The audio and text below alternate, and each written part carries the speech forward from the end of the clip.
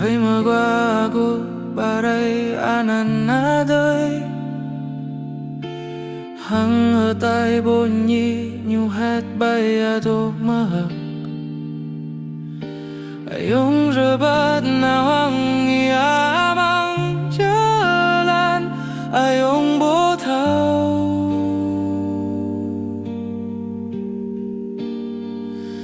chu tơ lời khắp cơ ở đời bộp rơi ani ayong nào lạc dây rôm á đời dòng tơ lời rồng răng nhu nghe bi amang mơ ta cơ đời tơ lời hơ đếp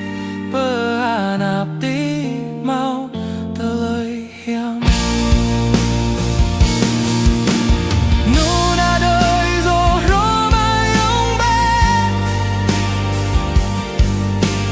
lon ta na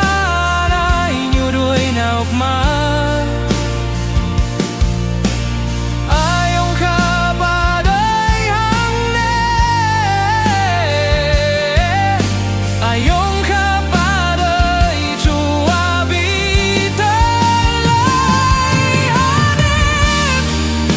ai chấp ta lại ba bi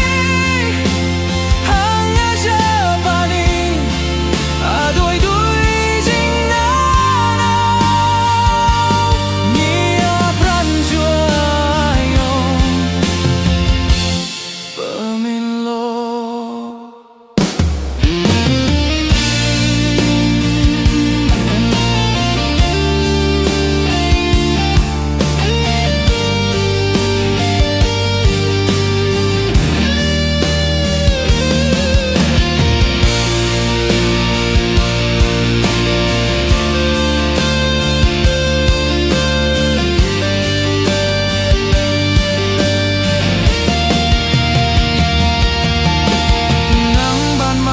chăm khẽ